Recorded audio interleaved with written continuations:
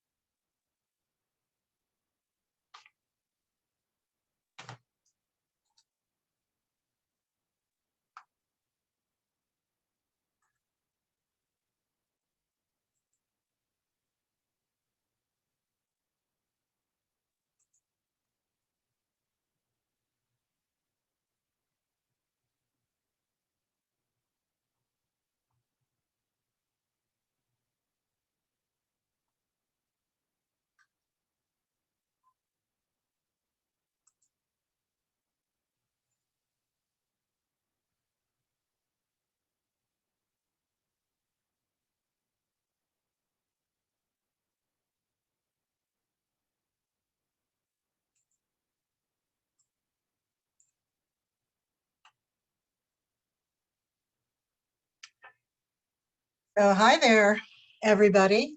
Welcome to Town Hall 18. I can't believe we've gotten through 18 of them, and we even skipped a few weeks. So we've been really busy across the board with creating programming for everyone. I'm really excited about this program. I think you'll all enjoy it. We have a great turnout as well. I just want to remind you to please mute yourself, and also please mute your video, because we will get better across the board bandwidth, and you'll have a cleaner conversation with our fantastic speakers. I just want, you saw as we did put some of the slides up. Oh, by the way, my name is Cheryl Jacobs, Executive Vice President at AIA Miami and the Miami Center for Architecture and Design. And we're celebrating October, Celebrate Architecture and Design Month, and we've been putting on a lot of programs for you all to enjoy. And I wanted to bring one really, our next program to your attention, and that is our Women's Leadership Summit. This is our second one. We're doing them every other year. And our first virtual one. It starts with Friday night, and then we have programming on Saturday as well. Amazing speakers, not all just for women. And Friday night, we're doing a program that celebrates 10 years of our Women in Architecture Committee, which is amazing as the time flies by. And we have speakers that were speakers at our first Women in Architecture program. So I hope you will join us. Information on that is on the AIA Miami website. And I also want to remind you to please follow us on social media, AIA at AIA Miami and at Miami_CAD. And then you can see all the great things that we're doing, and we want to be able to connect with you that way as well. So I'm going to bring now our two of our speakers. They're the co-chair co-chairs of our sea level rise task force and have been doing great work. And now we have the results of some of that, and we're going to talk to you about it. So Anna Benatuil, AIA, lead AP, she co-chair, she's an associate at Gensler, and she's currently leading a Gensler research team that explores how development codes could adapt to increasing coastal challenges in Miami and other major cities around the world. And then Shawna Meyer, also co-chair, AIA, lead AP. She's a founding principal of Atelier May, and Meyer is a lecturer at the University of Miami School of Architecture and a lead researcher at the University of Miami School of Architecture, LU Lab. So with that, let me turn it over. There you go. Thank you, Cheryl. Yeah, Go ahead, thank you, Shawna. Cheryl. Thank you, Cheryl. I'm going to pull up my screen. Give me 1 second. As Cheryl said, we're all very excited to be here today. Sorry, I'm just going to go full screen mode here. And we're excited to share some of the information that we've been gathering and some of the process we've been working on and next steps. And today is really about getting some feedback from a larger audience. So today's talk is called Shaping Miami, the process of coding resilience. And really, it has a couple different parts. The first part is sharing some of the structure and the results of a code workshop focused on Miami 21. Anna and I sort of hosted back in October, actually, of 2019. And so we want to talk about how that workshop is structured, the importance of it, and what are some of the outcomes and how can we take some of those outcomes forward. And again, we're the co-chairs of the Sea Level Rise Task Force, so we're really looking at how do we try to understand our current urban environment in relation to our dynamic, neighbor, the water, and understand the influence of water to our urban infrastructure. As I'm sure we're all experiencing today, there's been a lot of recent rain, there's been a lot of flooding right now with the tides and the condition. So we're already seeing the physical impacts. And then also, with some of the recent studies that were just released, earlier this week, talking about the business case. So there's a lot of entities and partners in Southern Florida that are sort of developing the importance of why we need to act now and address this. So the workshop that we hosted, for us, we felt like there were a few important factors, and that was the key factors were to have a diversity of attendance and to have a variety of stakeholders and to bring this diversity of stakeholders to the table and to really ask them to do two things. One was to think big, right? To think about, without limits and without the constraints that get very real and very pragmatic. What are some big future strategies of how our city could evolve and how it might look on a timeline that isn't just today or tomorrow, but in 20 or 50 years. And then after we had that exercise, which Anna's going to share more detail about, the second part of the exercise, we asked them to take some of those ideas and to focus specifically on the Miami 21 code and to identify what a pathway to implementation might be.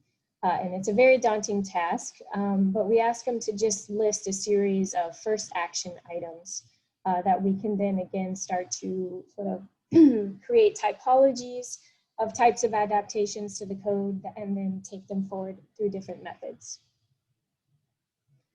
And maybe, we started the workshop with a conversation on water. And I think, again, it's important today to talk about water and our relationship to water as architects and builders everywhere, but especially here in Miami. Water is dynamic. The space it occupies fluctuates. So its relationship to our buildings our buildings programs, our building sites fluctuate and change. We have to anticipate and build in this change into the way we build our buildings. And it's also about developing a vocabulary that is a standard vocabulary to us as designers, builders, and makers, but how do we think about water in terms of directing, storing, absorbing, and really living with water, but not trying to keep water out, but letting it in, and how do we deal with it? And lastly, you know, as architects, we deal and think in material. And so thinking of water as matter, as something that takes up space, it's a type of building material. It contributes to our building palette, and how do we design with it? And that kind of conversation, again, because we're visual people, we started with some, you know, evocative illustrations from near and far of how buildings might engage with water. How do they engage with the water's edge? How do, you know, how does a structure allow sort of that fluctuating water level? And along with that, the site.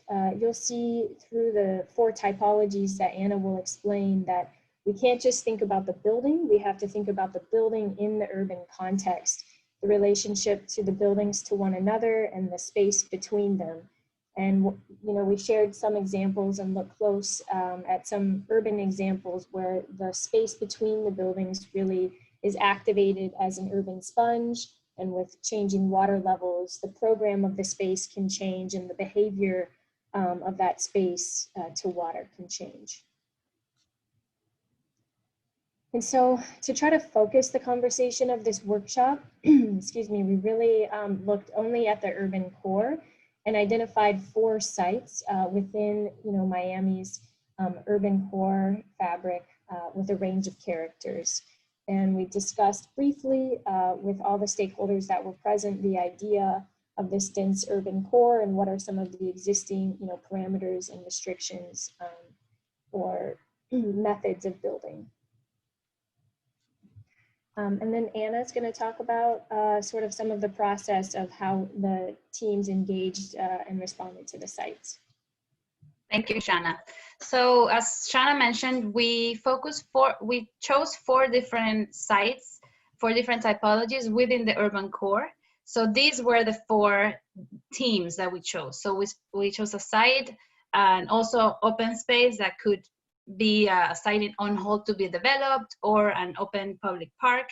The second one was an existing building, which obviously is the majority of our city. What are we going to do with the buildings that are already in place, and how do we retrofit them? The third one was a new building, so new construction, obviously a blank canvas to propose what might a new building look like, and a building and site, which means a building that may be next to a city park or to an open space right away. What are the opportunities there for public-private partnerships? And so what we're going to do now, I'm going to go through each of the teams and what they came up with during the workshop. And so here you see a snapshot of the different people and stakeholders that joined our workshop, and I see some of you on the call as well. We had a range of different architects, landscape architects. We had people from the city, the resilience office, the building department, zoning department, and public works, as well as land use attorneys and other different stakeholders. So again, Shawna and I are putting together a report that will have everything in detail. And today we're just gonna touch on a few points on each of these sites. I'm not gonna go through every single little point because it's gonna be too long, but we encourage you to look out for that report that's coming out by the end of the year. So for the first team that was focusing on site and open space, this was a site on the waterfront that's currently a parking lot. Some of the characteristics that they identified for future planning was offering pedestrian connectivity through the water's edge. Right now it's closed off to the pedestrians and there's no access to the water. And then possibly contributing to a larger master plan adapted by the city to embrace different water strategies for storage or reuse. And then being that it's currently used as a parking lot, maybe also looking at ways to do a more pervious surface. So those were kind of the characteristics. And then as the first action items to really start looking at how to change or modify the current code was, first one is really the possibility of transferring development rights to include resilience strategies, which is to us a no-brainer.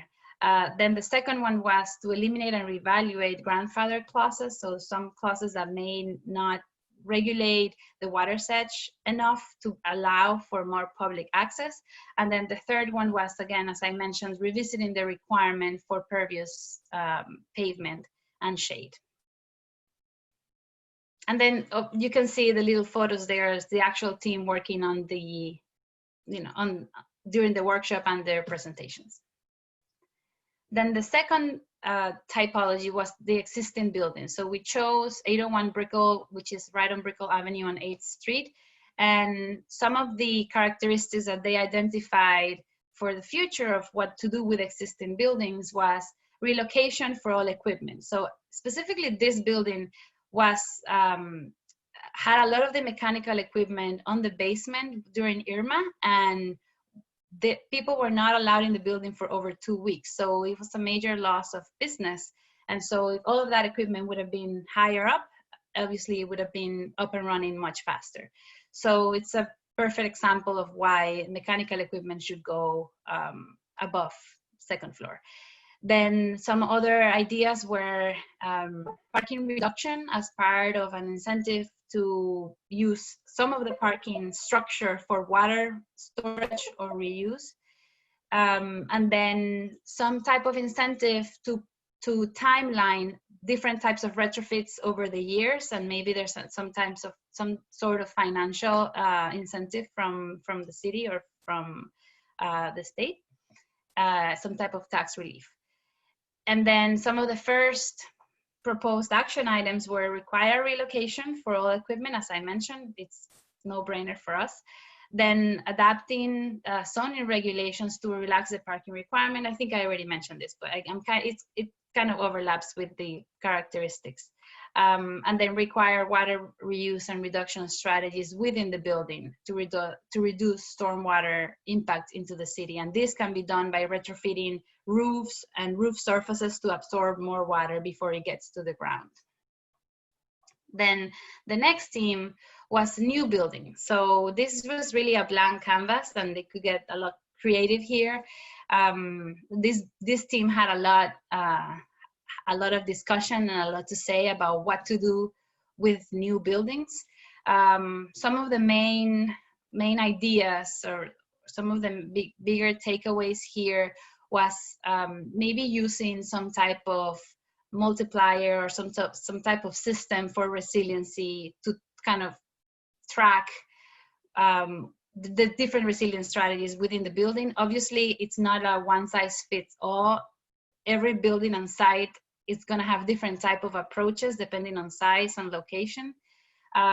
They were also a lot of discussions about frontages, about setbacks. Is it going to be so prescriptive, or can it be more performance-based, and also based on what the condition of the site is? So more opportunities for more public-private interaction on that edge between the building and the street. And then some of the proposed action items were including, elevating the ground floor, things like physical things that can be done, like elevating the ground floor, having a higher entry point on the building, not only on the ground floor, and then using incentives and requirements for more resilient strategies, like absorbing more water on the roofs and reusing water, using water as a resource rather than just walling off the water from the building. And then the last team was focusing on building on site. So really here, the most important aspect we thought was this public-private partnership opportunities.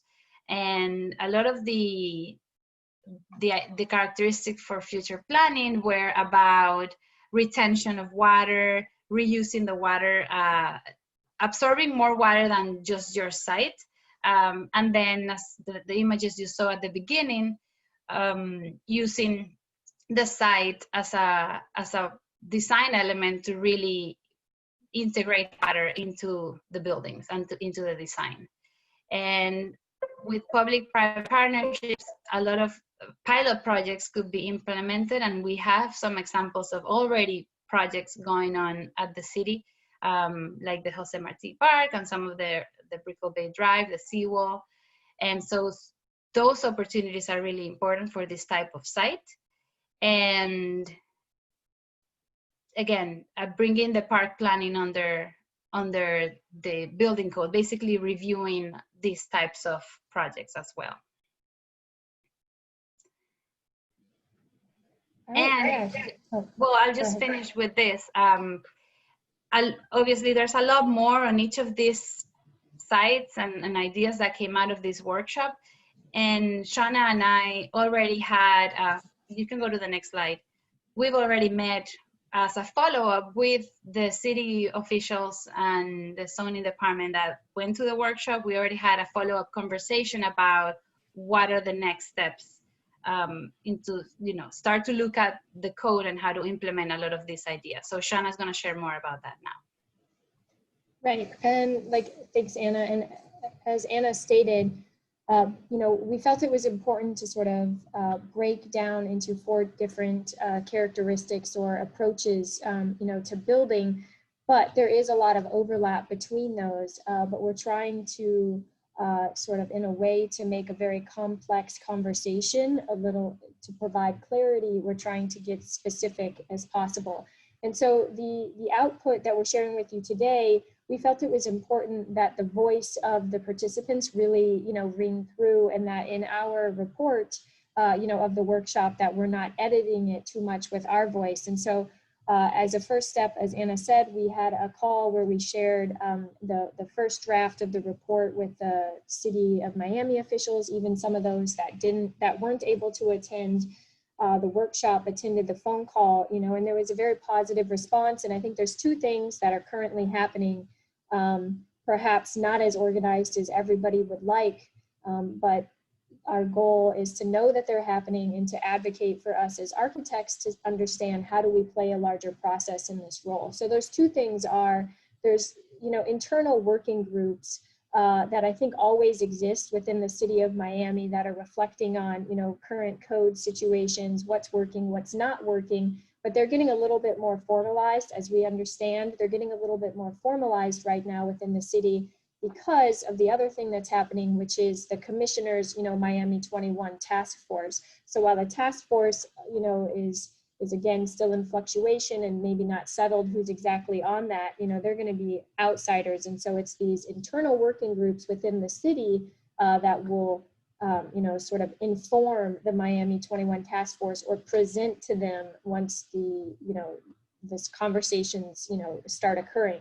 So the feedback was for us to sort of organize ourselves, through the AIA as architects, and maybe, identify some coordinators between our group that can plug into these internal working groups within the city and really coordinate and be a conduit to provide influence or information to them and information back to us as architects. And so our next steps today is part of that. We want to meet with various stakeholders of the code, developing process or the code review process and the building process. And today, we wanted to start with us as architects and us as a group of the AIA Miami. What are our voices and who's interested in sort of carrying those voices forward? And then as, the pandemic or the current situation allows, hosting a second workshop. Anna and I have talked about it. We didn't feel like it was going to be as productive to, sort of host that workshop virtual, but we'll just see how things go and try to move forward with that initiative. And then, the last part is drawing from the fellow architects' experience with implementing. And that leads us to the next part of today's agenda, where I'd like to now introduce Elizabeth Plater-Zyberk. who was very fortunate. We are very fortunate that she agreed to spend an hour with us today. And many of you, I'm sure, are familiar with Liz's background and her leadership role as an architect, as an educator, as a planner. But I'll just read a little bit. So Liz and DPZ led the initiative for the development and writing of Miami 21. She joins us today to reflect on the role of the architect as part of the code and zoning process, as well as the idea of adapting Miami 21. So Anna and Liz and I have discussed a few topics that we felt were important, is sort of reflecting on maybe adapting a current code. What can we learn from the process before, and what was the role of the architect? So Liz, welcome, and thank you for being here today. Thank you. I'm pleased to be part of this discussion, which is, of course, a very important step in the many steps we need to take. So, great beginning.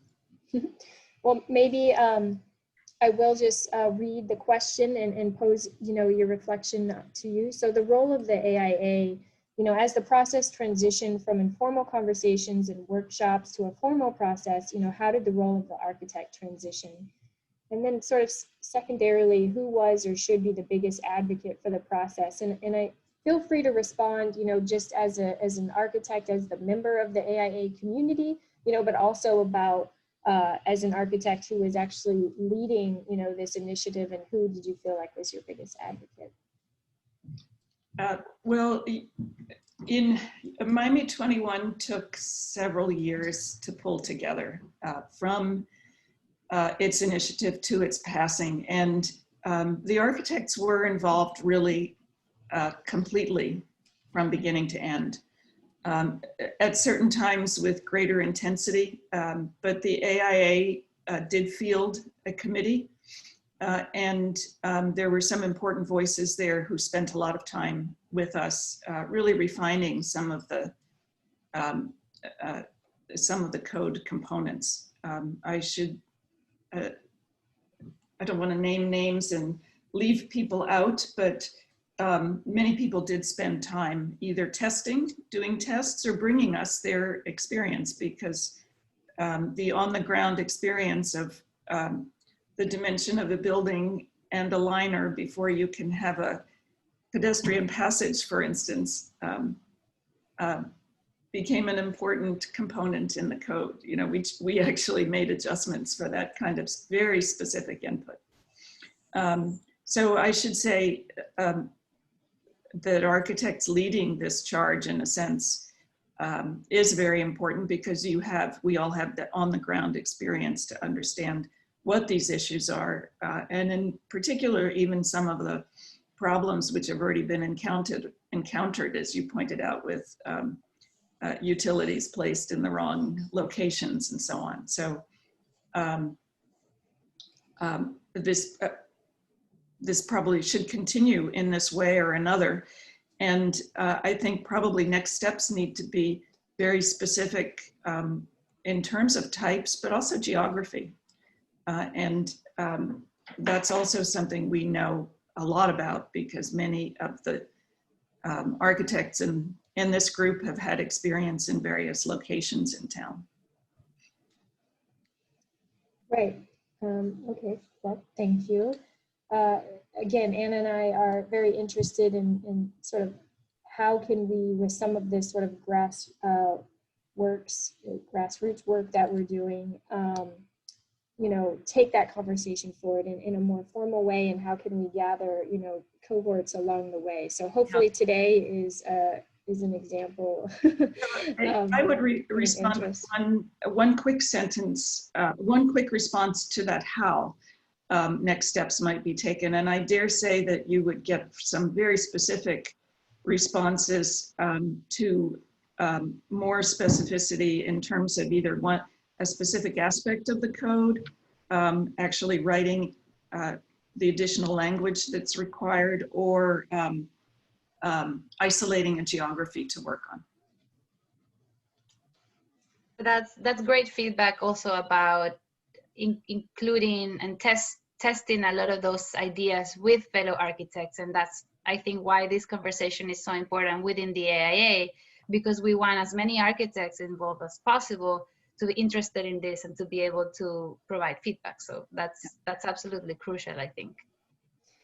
Right, and I have, just to give everybody in the audience sort of an update, you know, we have a couple more questions that we want to have a dialogue with Liz, and then if you guys have questions, you can be putting them in the chat and we'll open it up for Q&A after this. But, you know, one of the consistent messages and I think feedback that we're hearing from a variety of stakeholders, Liz, is the idea of creating value for the city, and what's the best way to do that. And, you know, incentivizations versus requirements is, you know, a topic that comes up a lot. And maybe, you know, you could talk a little bit about your experience, not only in shaping Miami 21, but of course, you know, your global experience in incentivizations, you know, being successful versus, you know, just requiring certain strategies. You know, that's a very good question, and it's still framed at the conceptual level. And so once again, I would say you need to consider very specific proposals, because requirements may be useful as a kind of confidence builder that the city as a whole is addressing this and is committed through its regulatory framework.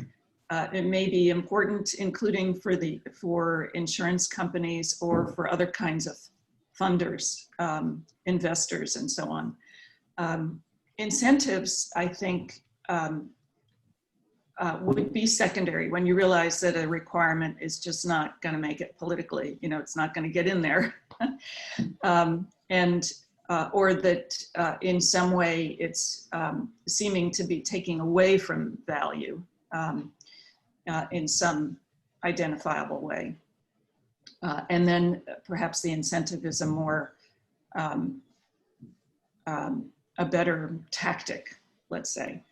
But I think it really depends on what the issue is and what you're trying to achieve through that regulatory change. And just beware that in some cases, incentives really may not be enough to get you where you want to go. And so at that point, maybe it becomes a policy decision, and it's really up to the elected leaders to say, yes, we need to do this, whatever it is. And so, yeah. You know, I think there's a careful parsing of these two strategies or two tactics, but you might be keeping them both on the table. One, the more ambitious, is the requirement, and the fallback position of the incentive. You know, I should point out that the bonuses that are in the code currently, the benefits as they were called,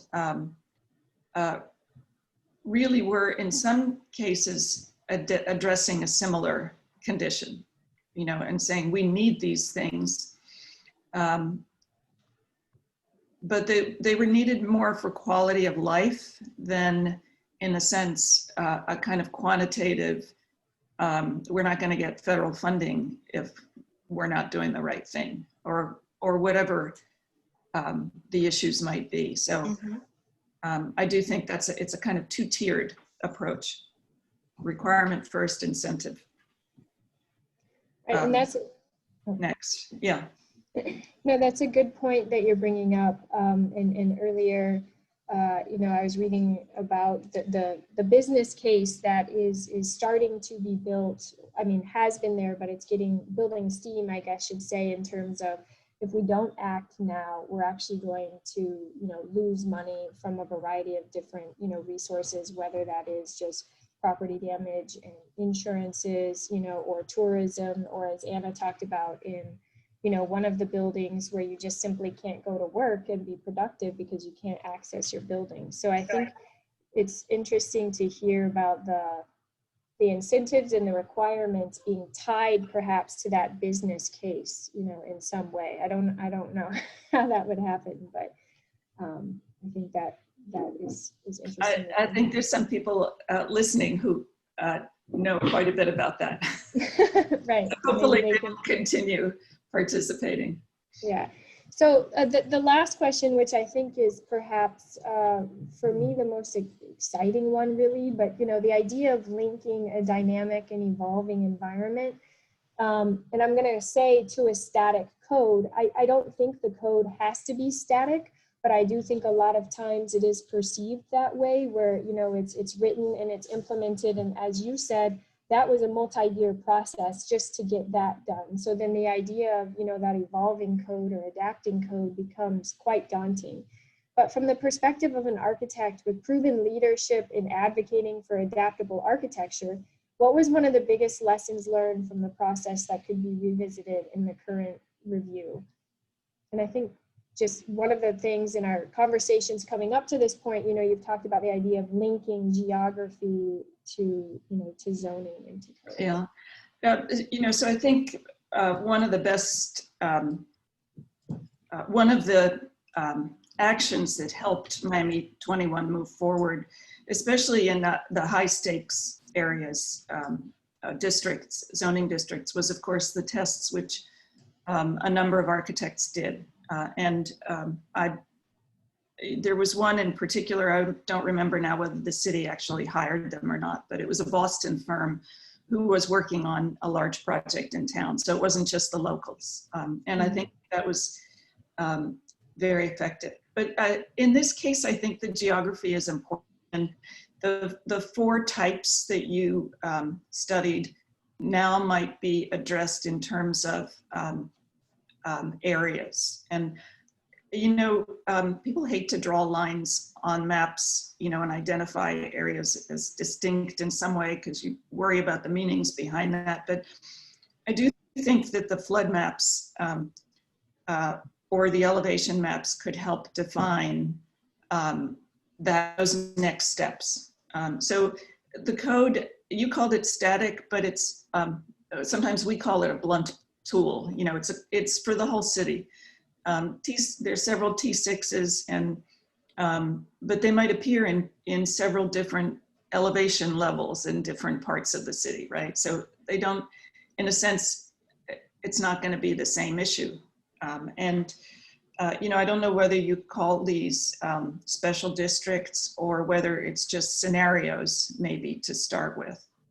I know when it comes down to funding the public improvements, we're going to have to start thinking about things like special taxing districts or some ways that makes it very specific to the people who are benefiting or who are vulnerable by location. And so more than ever, I think that planning scale or that urban design scale of location and specificity of location should play a role. And so that's like a third dimension, I think, which needs to be brought into, what we might call a 2-dimensional code at this point. And I do have concerns.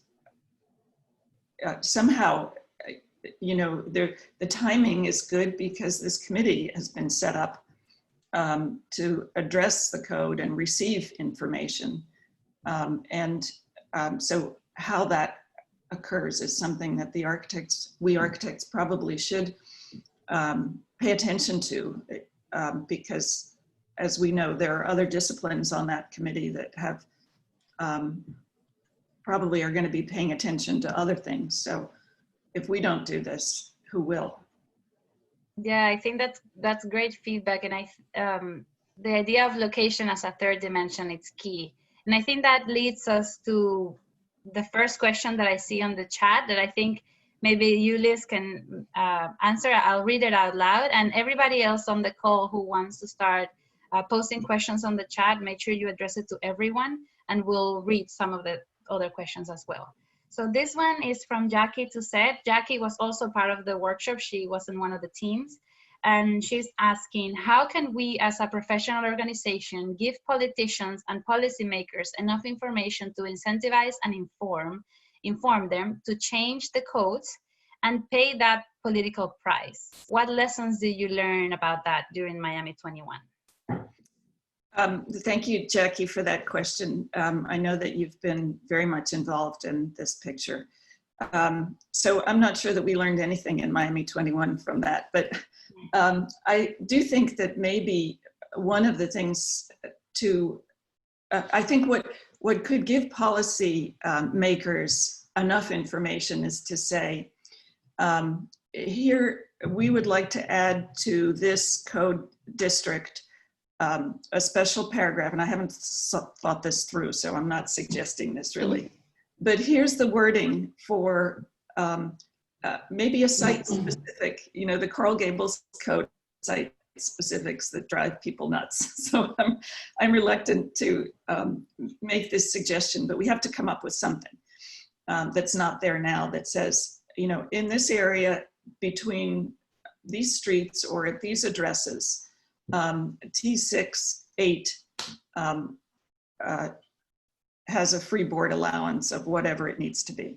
And because I think one reason, Jackie, you've been talking about freeboard for several years now, maybe one of the reasons it's not happening is because the whole city doesn't need it, right? Or the whole zoning district doesn't need it. It's really just in some locations. And so I think the nut we have to crack is, how do we address that locational issue in a code that is more general? Yeah, absolutely. And I'm just building on that response, you know, it also seems like in an effort to create enough information, you know, then we also could further define, you know, freeboard, it's not just about moving up, but what are the other parameters that would be tied to that? For example, an alternative entrance at a higher level, the location of the mechanical equipment. So we can sort of define maybe a package of stipulations that work together, so they can start to understand a bit of a comprehensive strategy. So, you know, one thing that I think we could do more of, but it's very hard on a volunteer basis. But other cities do very specific scenario studies with drawings, because that's really the only way you're going to come up with these specific proposals that take a look at in various places what the impacts are and what you can do with existing buildings, for instance. Or when the street goes up, what about that entrance issue? And that's a kind of catalog of visual studies, of graphic, dimensional, and quantitative studies that would be very useful, because unless we, you know, I can understand why policy can't make the decisions or take the steps, because we're really not telling them what to do yet. It's no longer the sort of general language or text that we're accustomed to. I think we're going to have to be getting much more specific. I've thought often about how to do this at the university, and the problem is that it's a issue of great refinement and preceding knowledge or experience to bring to that refinement, which is difficult for students who are inexperienced. So I think the profession, in a sense, has to take that on, and maybe we should talk about how to get funded to do that.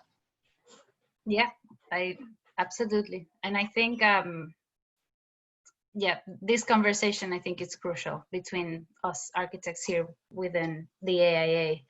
I'll read, and thank you, Jackie, for your question. That was great. I'll read another question from Larry Flynn. Is there an opportunity yet for building material suppliers to play a role in the effort to design resilient buildings to adapt to sea level rise?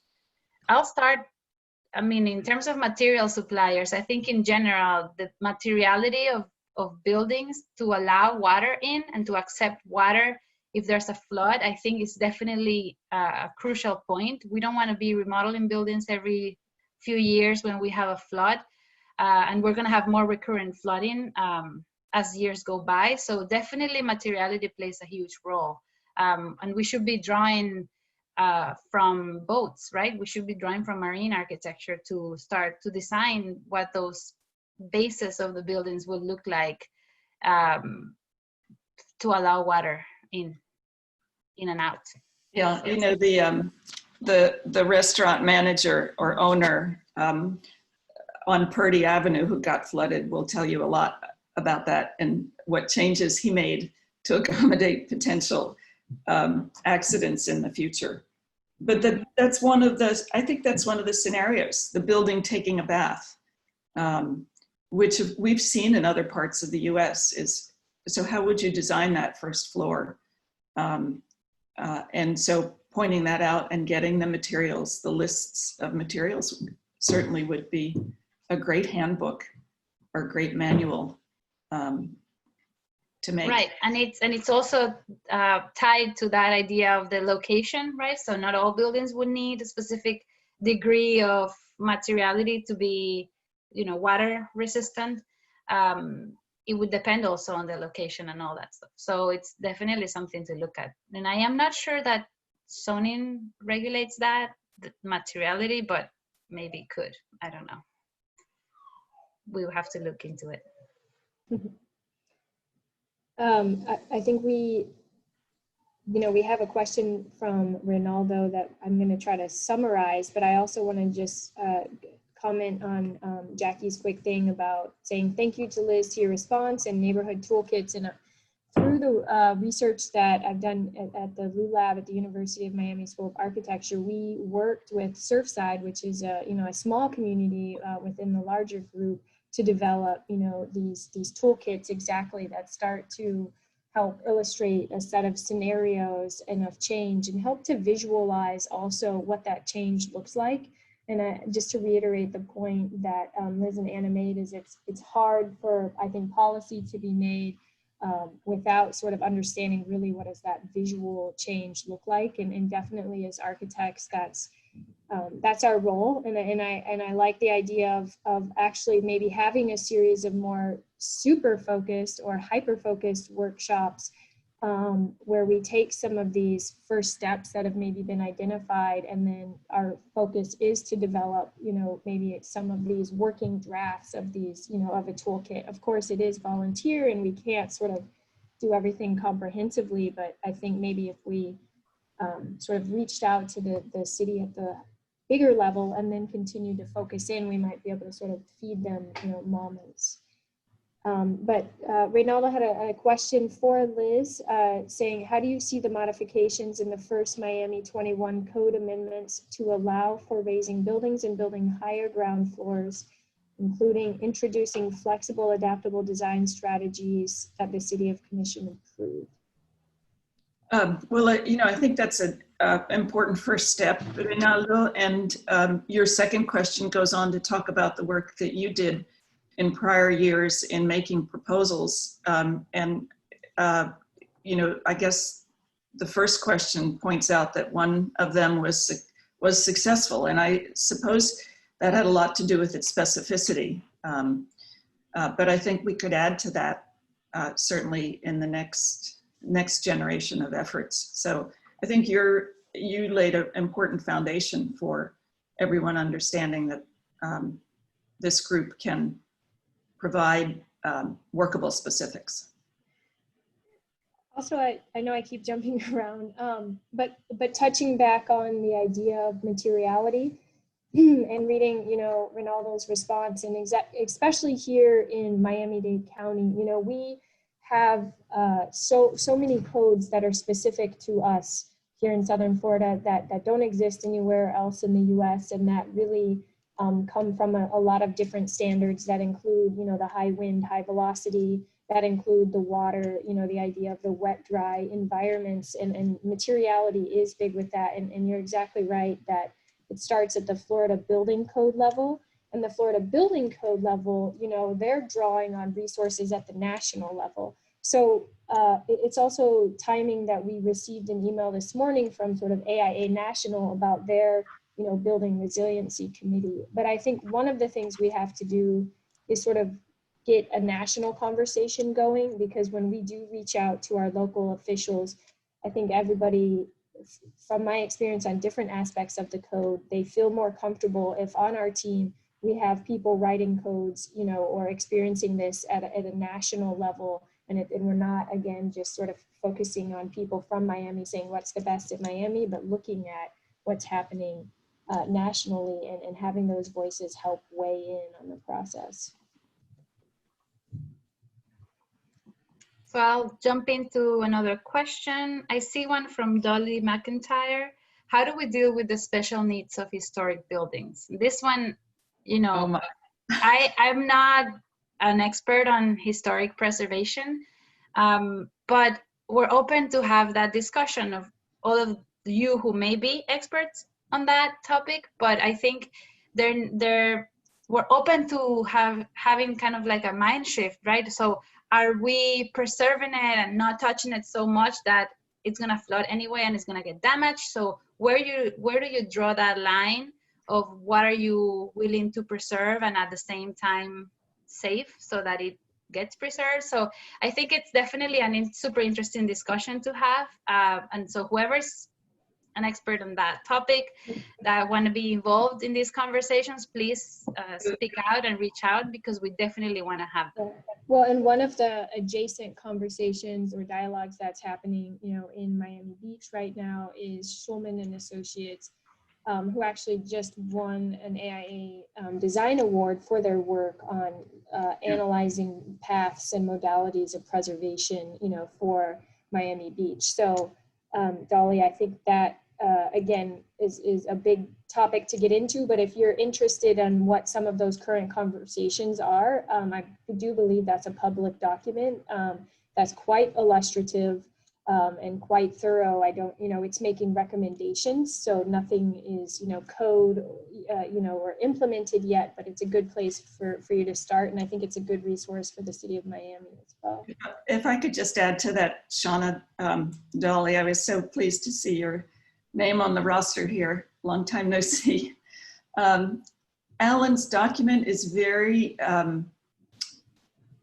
there's a word for it's very thorough in studying what the possibilities are. And I'm sure he would be happy to present it to the Dade Heritage Trust or to any group that you would muster for that, because I think when you see it, you begin to understand the scope of the issue in some way that a group like the DHT or the gathering of historical offices in the region need to address in some unified fashion, because frankly, when you look at a lot of those proposals, you're saying, no way we could ever get people together to agree to do that, or the technical difficulties are beyond us. We haven't invented the technology for that to make it financially viable yet. So, But Liz, so you know, we are definitely already talking to Rebecca and Alan about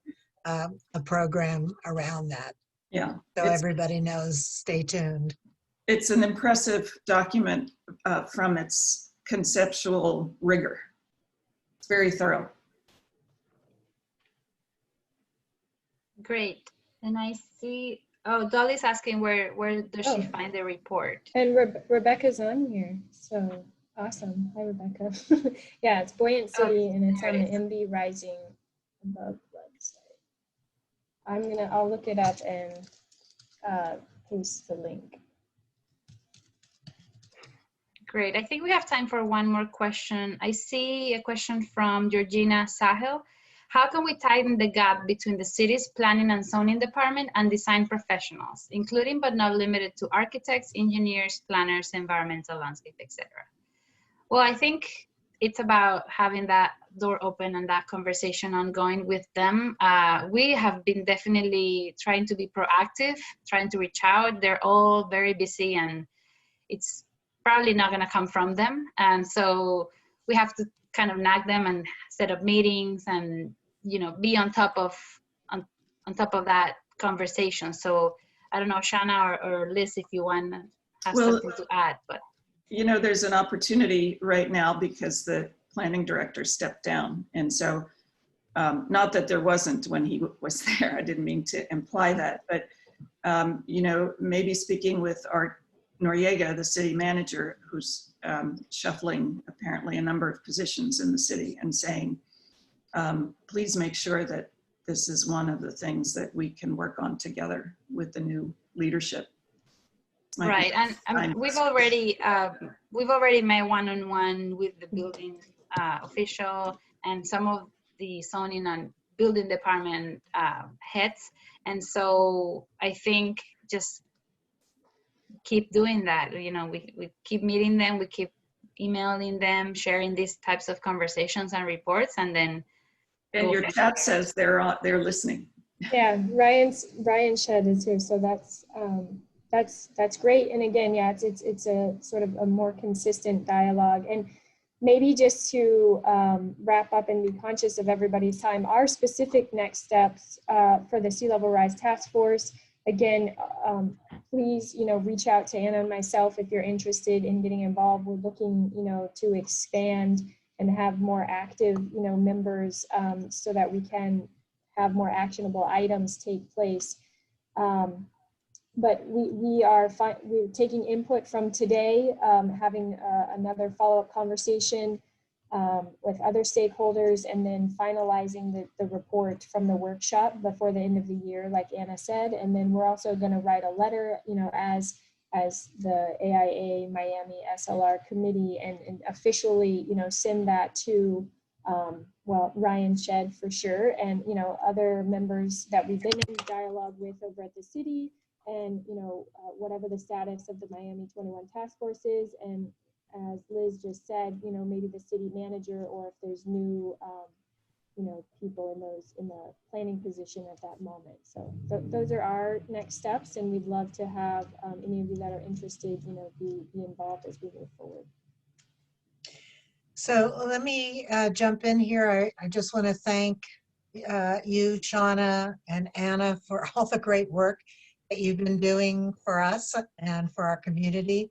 And Liz, as always, thank you so much for participating and for your support of AIA Miami. If anyone else has other questions, you can send me an email, and I'll route them to the right person, Cheryl@AIAMiami.org. And thank you. We had such a great turnout. And stay tuned. We'll have a lot more programming around this Thank you, topic. Cheryl, and thank you for including me. Thank you so much. And I want Thank to you. say thank you again to the people, the stakeholders that attended the workshop, because without all of you there, creating these, ideas and the feedback, we wouldn't really have anything to be moving forward. So yeah, thank you for that. Absolutely. Take care, everybody. Bye-bye. Bye. Bye.